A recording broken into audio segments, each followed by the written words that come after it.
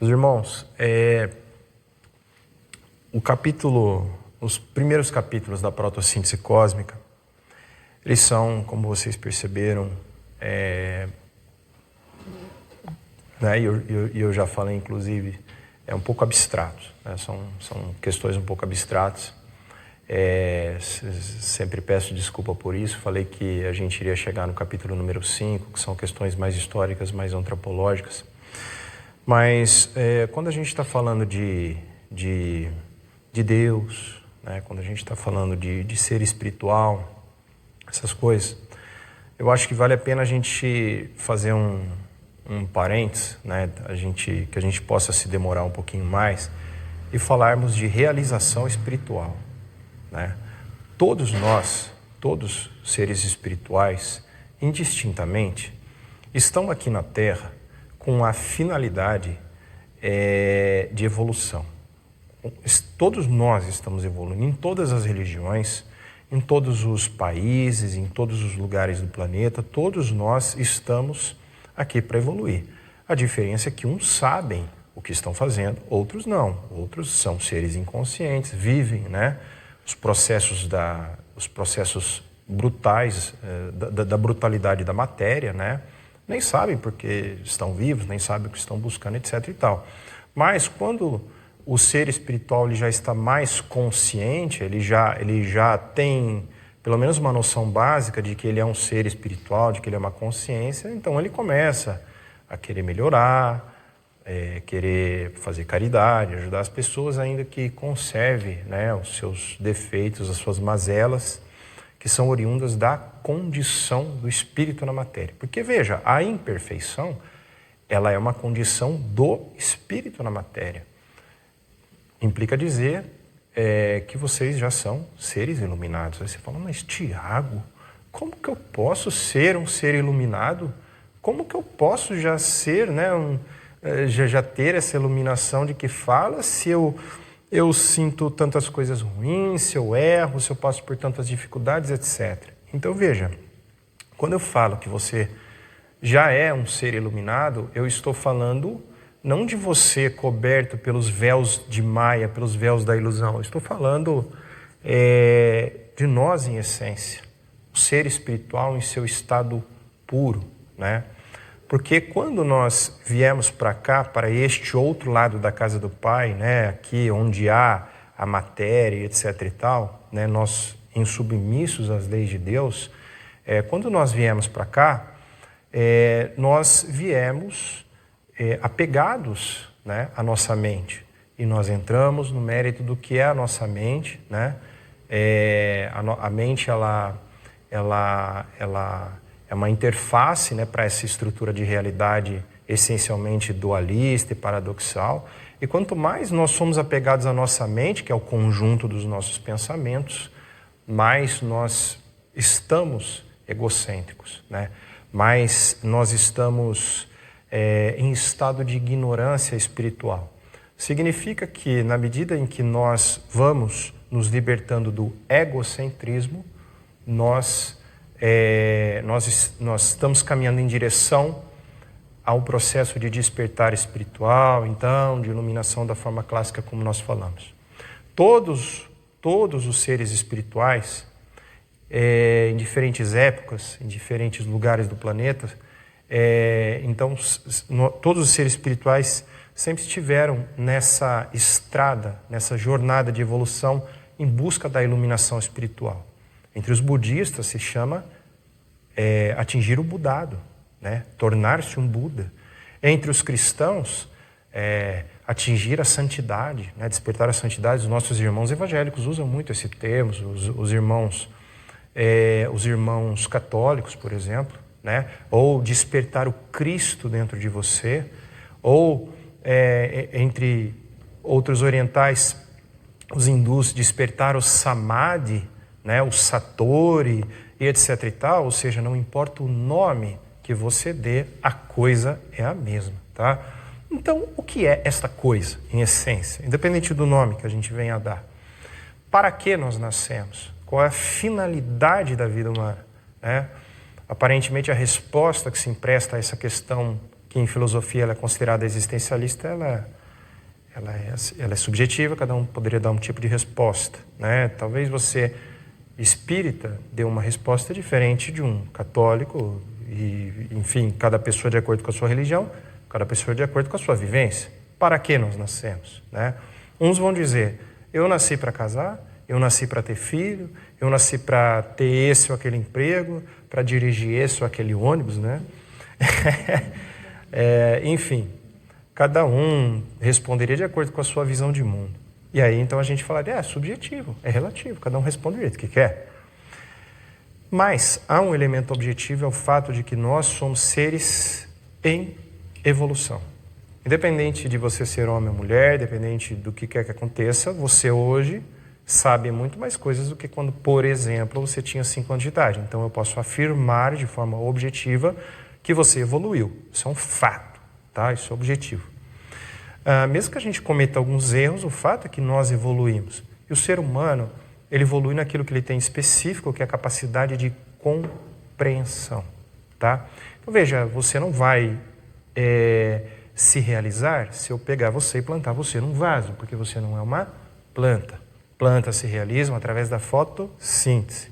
Animais se realizam através dos seus instintos. Nós somos animais, porém nós somos animais racionais, e o ser humano, ele evolui através do uso da razão, da compreensão. Então, presta atenção. Nós nascemos para a evolução, essa é uma afirmação. A afirmação que decorre dessa primeira afirmação é que nós nascemos para nos desenvolver em compreensão, para evoluirmos em compreensão, e a compreensão, por sua vez, ela é a força motriz do amor. Eu já trabalhei essa ideia aqui, mas eu estou voltando nela, vocês vão entender por quê. Então, todos nós nascemos para amar. Isso é um fato. Amor, ele não é sentimento, ele pode gerar sentimento.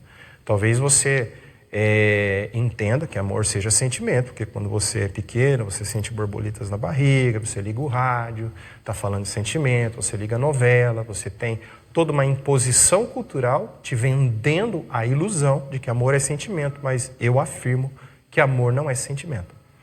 Amor, ele é atitude. O amor, ele é atitude, ele é fonte geradora de todas as virtudes que conduzem o ser humano do seu estado atual a um processo de excelência. Você nasceu para amar. Você nasceu para compreender. Você nasceu para evoluir. Você nasceu para atingir a melhor versão daquilo a que você se destina, o amor. Então você saiu do reino virginal, onde não havia interpenetração de energia-massa, teve a sua história, talvez, não sei, em outros planetas, não sei quem é quem aqui, ou veio direto para a Terra, enfim, passou por toda uma trajetória e no final o objetivo é sempre o retorno para o outro lado da casa do Pai, mas isso necessariamente tem que passar por um processo de eliminação do ego. Então, o que é o ego? É a nossa mente. Então, estamos falando, em termos mais simples, de vencermos as ilusões da nossa mente.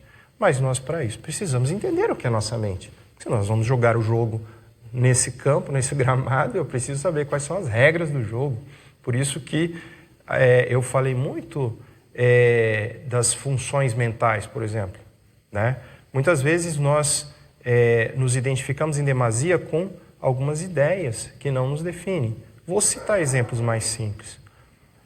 Uma falsa crença, né, que me deixa em estado egocêntrico.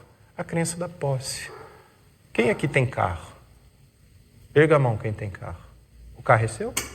Você vai levar com você? Você vai levar com você? Então ele não é seu. Mas, no entanto, quando o ladrão rouba, eu não entro em sofrimento? Eu entro em sofrimento. Se o ladrão roubar, porque o ladrão é realidade.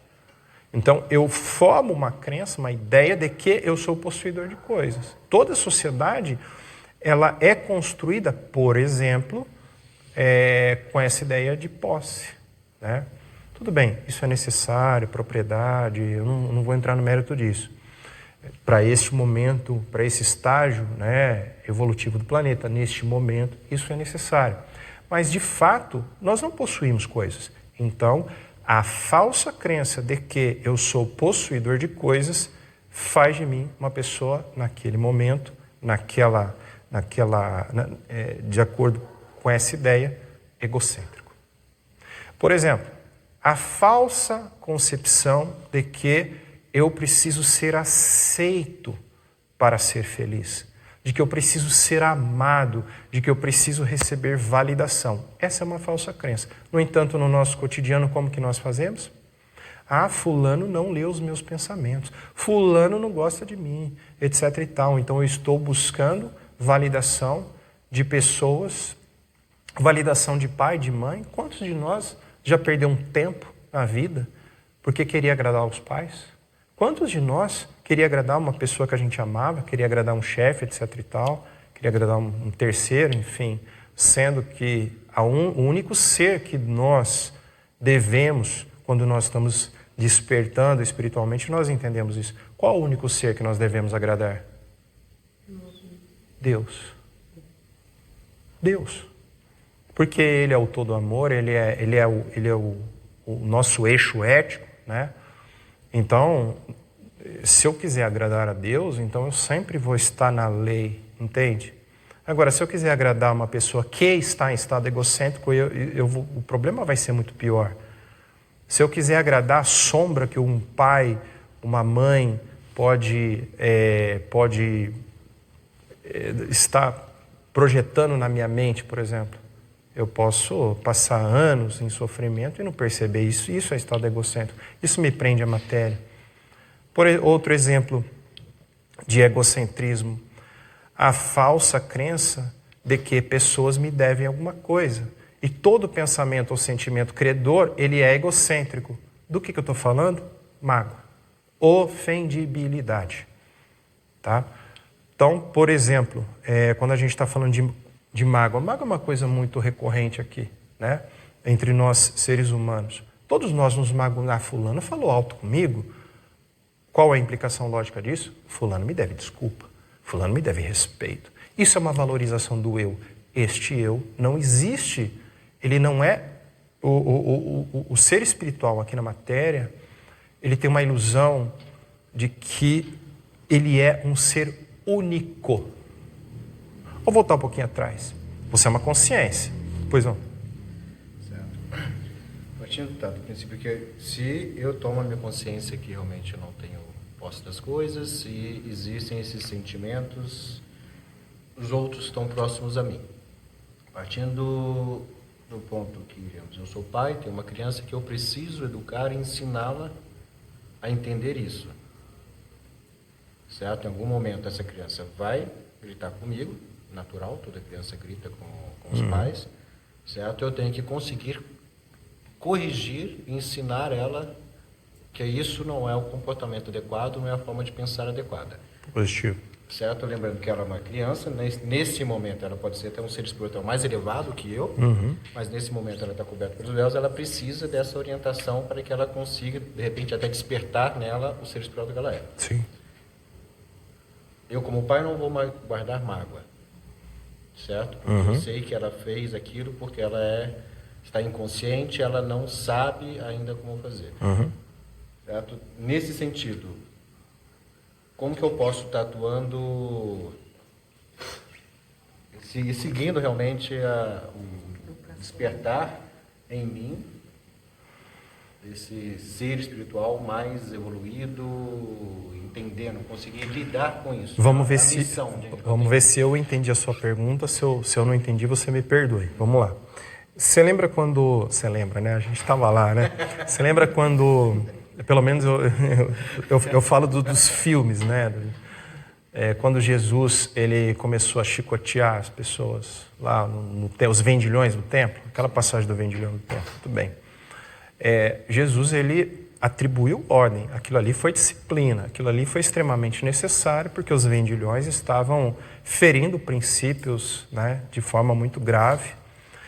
E ali naquele momento ele estava num estado irado. Ele não estava com raiva, ele estava num estado que os bodhisattvas, né, eles chamavam de estado irado. Precisar brigar, briga, precisar gritar, grita. Hoje mesmo eu gritei, né, umas 500 vezes com as minhas filhas, que hoje elas estavam, pelo amor de Deus, elas estavam botando fogo na casa. E prende o dedo da menor na porta, e derruba a água, e não sei, nossa, valeu não.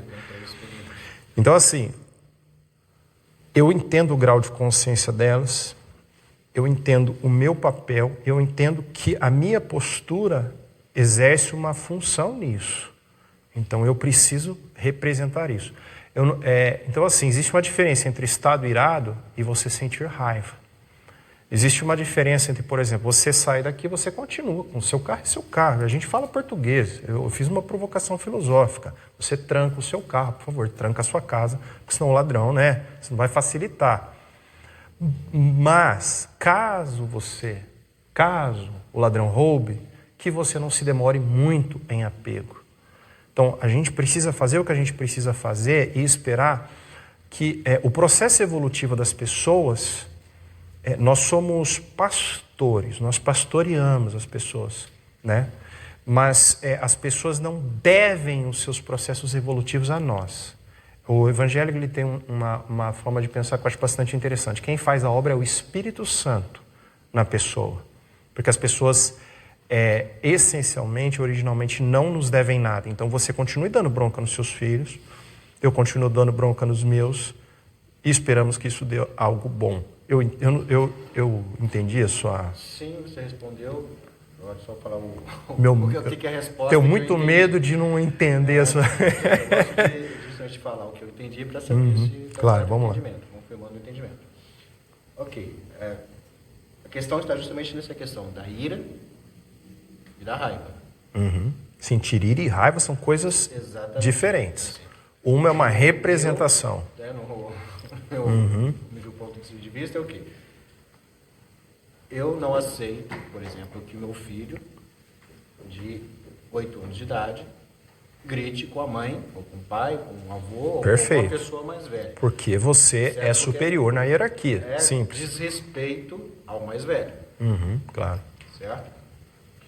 Mas eu não sinto raiva, eu não vou ficar com ódio, vou ficar rancoroso porque ele fez isso. Ótimo, perfeito. Eu entendo que no momento eu tenho que corrigi-lo, Perfeito. seja com palavras, ou colocar de castigo para o cantinho do pensamento, seja o que for, para que ele entenda. Assim como o próprio Cristo utilizava algumas forças de expressão, que seria vou botar fogo nessa, vou matar essa árvore para que vocês entendam que a árvore tem que dar bons frutos. Certo? Então seria mais ou menos nessa analogia. Não guardo rancor, não vou dormir com... Olha só que interessante. Eu tenho uma preocupação em não ser um idealista aqui entre vocês. O Tiago está vivendo um mundo ideal, etc. Não, eu sou um realista, tá? Mas, quando eu coloco essas questões filosóficas, é no sentido de estabelecer um norte. Não tem problema nós cairmos, porque nós somos seres humanos e a condição humana é uma condição de imperfeição. Então, nós vamos errar como pai, nós vamos errar no exercício de todos os nossos papéis sociais. Mas, quando eu cair, eu for me levantar, eu sei a direção que eu preciso caminhar. Esse é o ponto. Inclusive, é muito interessante porque Jesus Cristo ele fala assim, meu reino não é deste mundo. Essa frase ela é muito famosa. A questão é, qual é o reino dele e o que é este mundo? Né? Eu preciso saber, o que é este mundo? Esse mundo é um mundo material. Então, se você tenta a sociedade perfeita, e muitas ideologias tentaram isso é um erro. Por quê? Porque você está tentando estabelecer um reino perfeito num solo, né, num substrato imperfeito. Isso não faz sentido, isso vai contra a estrutura da realidade. Então, assim como você não vai ter sociedade ideal, sociedade utópica aqui na matéria, por quê? Porque a matéria ela é essencialmente paradoxal, isso é uma característica intrínseca da matéria, aquilo que eu falei, dia, noite, seco, úmido, indo, vindo, direita, esquerda, ou seja, tudo no próprio átomo você tem forças opostas. Então não faz sentido você buscar a resolução numa coisa que essencialmente é contraditória. Então veja, quando você está tentando estabelecer aqui na matéria o modelo ideal, você nunca vai alcançar. E isso vale também, olha só o que eu vou falar, gente, para os nossos papéis sociais. Então eu estou afirmando que você nunca será um filho perfeito, nunca será um pai perfeito, nunca será um cidadão perfeito, um médium perfeito, um dirigente perfeito, enfim, um funcionário perfeito, um patrão, um empresário. Por quê? Porque tudo isso que eu acabei de falar são seus papéis sociais. E os papéis sociais, eles são expressão, emanação da personalidade. E personalidade é função mental. Você é a sua mente? Não. Entendeu a lógica? Você é um espírito. Então você é perfeito só quando você ama.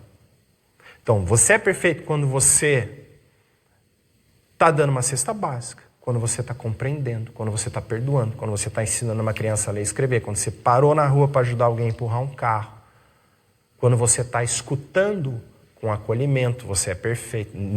Você é perfeito, por quê? Porque no amor não há polaridade. Quando está lá o preto velho, você chega na frente dele, o preto velho só faz uma pergunta. Filho, está sofrendo? Ele não pergunta para você se você torce para o Flamengo ou para o Fluminense. Se você é caprichoso ou garantido lá no Parintins. Se você é Bolsonaro ou se você é Lula. Porque o plano astral superior, ele é além das polaridades. Aliás, diga-se de passagem, a gente vive em época de muita polarização. Por exemplo, na época de Jesus Cristo, tinha o establishment e tinha aqueles que eram contra o establishment. Já tinha noções, né? Por favor, né? Guardadas as devidas proporções, já tinha noções de direita e esquerda. Já tinha, por exemplo, conflitos políticos, mas não existe sociedade de direita ou sociedade de esquerda, existe resultado de interação de força. Então, eu já vi muitos textos que falam assim que Jesus era socialista. Aí já vem o outro lado e fala que Jesus era de direita. Jesus não era nem de direita nem de esquerda. Jesus, ele veio ensinar uma espiritualidade. Ele falou, meu reino não é deste mundo, o meu reino é um reino perfeito, é um reino que não tem polarização. É um reino onde as coisas se resolvem, e as coisas só se resolvem no amor, na caridade. Então, nenhum grande avatar, ele está preocupado, e eles serão mal interpretados, né? Muitas vezes, nenhum grande avatar, nenhum grande mestre, uma pessoa espiritualizada, né, de forma decente, vai estar preocupada necessariamente com essas questões de polaridade. O plano astral superior vem aqui, filho de fé, você sofre, o caboclo vem e dá um passe, não sei, não quer saber se você fez isso, se você fez aquilo. Porque esse reino dos céus, ele é um reino, ele não é só um locus, né, cidades, no plano astral superior, etc. Ele é, antes de tudo, um estado mental, um estado de não ego, um estado de não eu, um estado de silêncio. Quando eu falo silêncio, eu estou falando, não é ausência de som, e sim ausência de eu. Pode perceber, o estado egocêntrico, ele é um estado de identificação com falsas crenças. O estado egocêntrico, ele é o oposto do amor. Se eu nasci para amar, mas eu estou fazendo o oposto, eu estou em estado egocêntrico.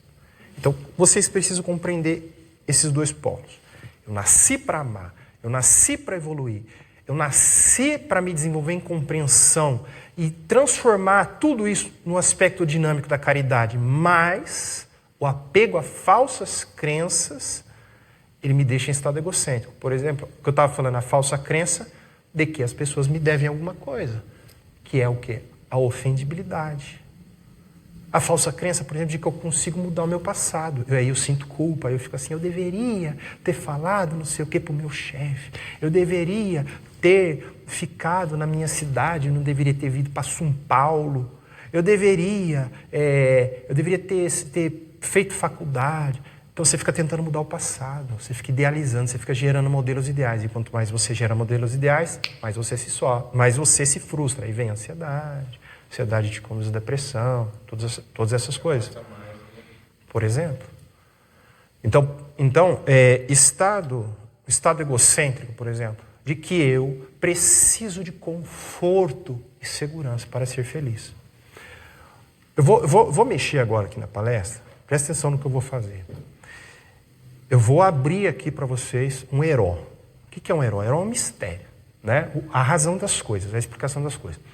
O porquê que as entidades do astral superior vêm como criança, por que elas vêm como caboclo, por que elas vêm como preto velho? Isso é um arquétipo. O que é um arquétipo? É um modelo metafórico, simbólico, que tem uma função de reprogramação mental na cabeça das pessoas. Por exemplo, o que é uma criança? A criança é um ser puro, né? O que é puro? Né? O reino dos céus é dos puros, não é isso? Uma coisa assim, desculpa, como é que é? O reino dos... Vinde a minhas criancinhas, e lá no Sermão da Montanha ele fala que os puros verão a Deus. Ok. O que é uma criança? É um ser que não foi maculado ainda pelos filtros de realidade. O que são filtros de realidade? São modelos de pensamento impostos pela sociedade, ou auridos ali, né? Não precisa necessariamente ser impostos, aprendidos, né, quando você está crescendo, que dizem para você como você deve santificar a sua vida ou como você deve se comportar em relação a algumas coisas. Então agora eu vou dar um exemplo de filtro de realidade. Por exemplo, cristianismo. Porque se você fala que você é cristão, automaticamente você não é sufi, você não é shintoísta, budista, etc. e tal. Isso é um modelo que diz para você que você vai santificar a sua vida se você fizer isso, isso e isso. Então tem todos os dogmas e fala para você, comporte-se assim, assim, assim, assim. Por exemplo, ideologias. Socialismo, marxismo, patriotismo, direita, esquerda, né? E por aí vai. São filtros de realidade que dizem para você como você deve pensar, conceber o mundo, etc. e tal, etc. e tal, etc. e tal. Então, a criança, é como se ela, quando ela vem, quando ela incorpora, ela varre tudo isso.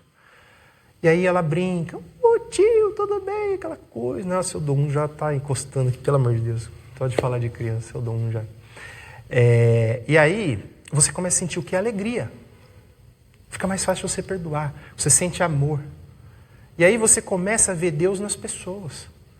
Você começa a ver Deus aqui. Nas plantas, nas pessoas. Você começa a ver Deus nas suas células, no ato da sua respiração, seu coração está batendo, etc. e tal. Então a criança, ela deixa o ambiente leve. São seres que nunca nem encarnaram. Aí ela vem e fala para você que encarnou no ano tal. Cuidado. A criança, ela está brincando, mas às vezes são seres que vêm de outros planetas, outras galáxias, que às vezes nem corpo astral tem. Se você puder ver uma criança, às vezes uma bolinha de luz voando, porque ela só tem um corpo mental, ela não tem nem um corpo astral. Ela tem só um invólucro ainda mais sutil que é o corpo mental. É muito difícil de incorporar a criança. Por quê? Porque às vezes a gente não está bem. Processo de ressonância. O caboclo. O que é um caboclo? Caboclo é um índio. Ok, o que é um índio? O índio é uma pessoa que mora no meio do mato e que mora numa oca. Vamos lá, perguntas de verificação. O caboclo tem luz elétrica na oca dele? Tem privada na oca dele lá? Tem água limpa e cristalina? Não tem. E tudo mais. Ou seja, você percebe que é exatamente o oposto da nossa sociedade? Hoje a nossa sociedade, ela busca o conforto, ela busca a segurança. E você, se perdeu o emprego, se você perdeu o seu carro, etc e tal.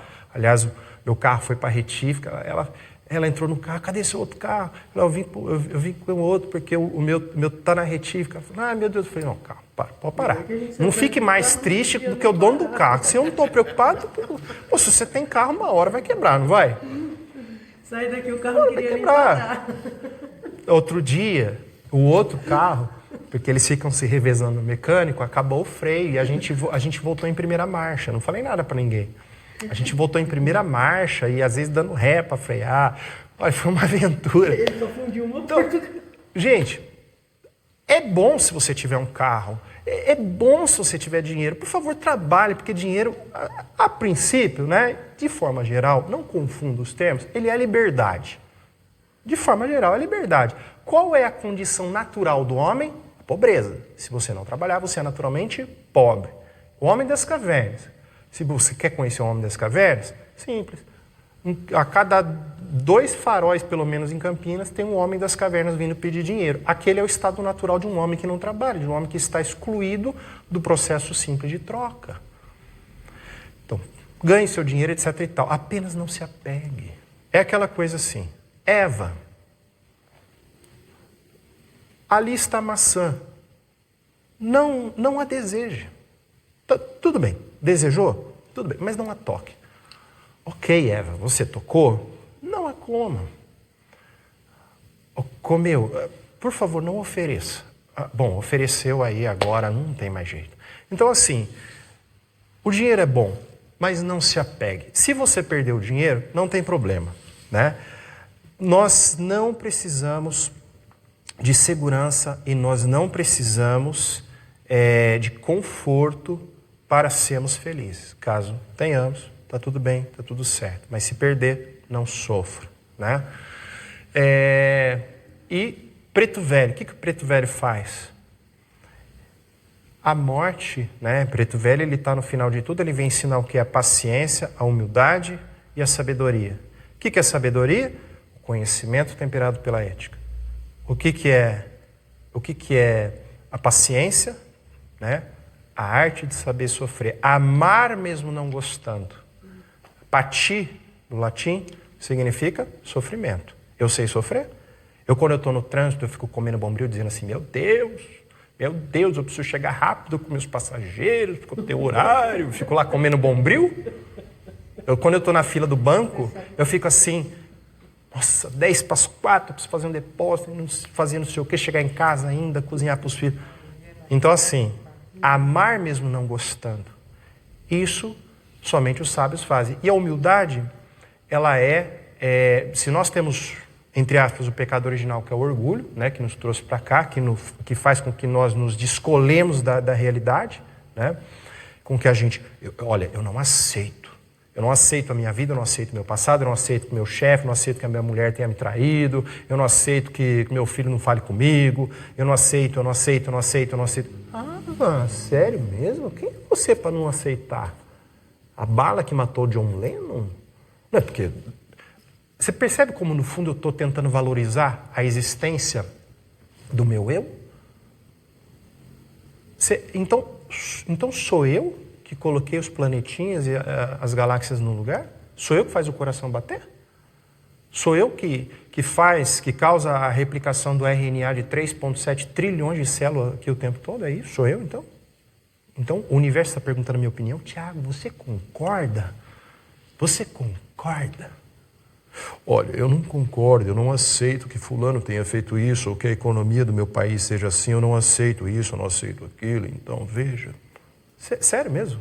E a gente faz isso, não faz? Então, o preto velho, ele é o quê? A humildade. Porque se o orgulho ele me descola, ele me torna um idealista, a humildade faz de mim um realista. Faz eu aceitar as coisas como elas são. Ah, eu preciso não sei o que, não sei o que. Eu falei, aceite a vida como ela é. Tem que fazer. Amar mesmo não gostar. Olha, eu não gosto que minhas crianças façam uma bagunça em casa, mas eu não posso comer bombril. Gosta de comer bombril? Quem é que come bombril? A gente come bombril? A gente come bombril. Todos nós comemos bombril, todos nós nos frustramos, um bebezão frustrado, né, que não aceita as coisas como elas são. Então, eu estou falando dessas coisas um pouco mais práticas do dia a dia, relacionando com aspectos teóricos, por assim dizer, para tornar a coisa um pouco mais palpável e para que a gente consiga ter referências, porque eu acho que todo mundo fala, tá, beleza, você fala de egocentrismo, mas eu sou egocêntrico quando eu estou fazendo o quê? Quando eu estou falando o quê? Quando eu estou agindo como? Porque a gente precisa, né?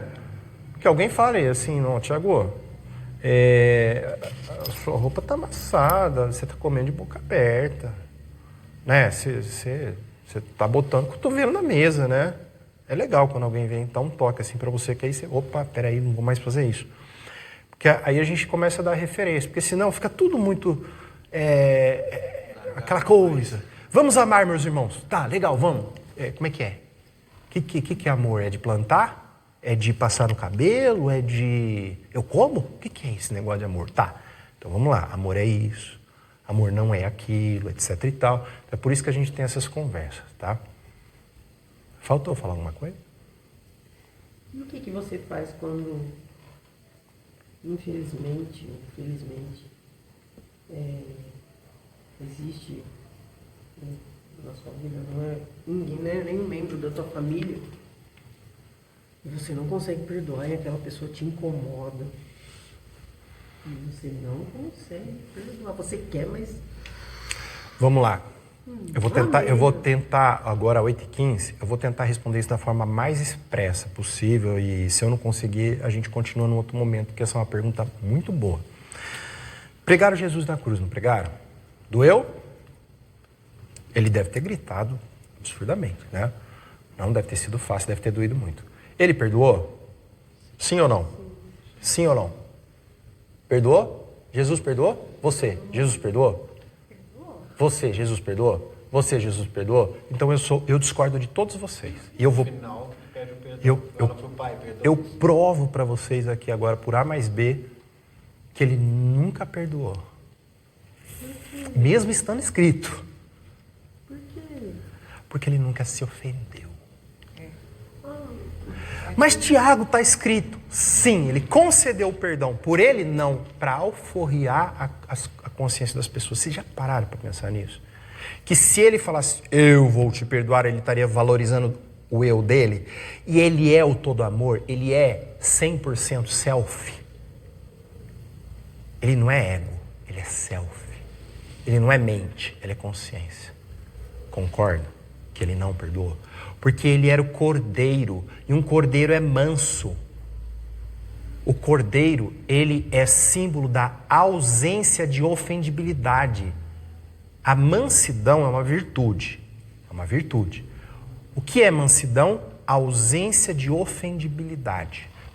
Logo, eu estou dizendo para você que se você tem algo a perdoar, é porque você se ofendeu. E se você se ofendeu, é porque você tem orgulho. Então, vamos purificar a nossa mente quanto antes. Essa é uma dificuldade de todos nós. Todos nós nos ofendemos, tá bom?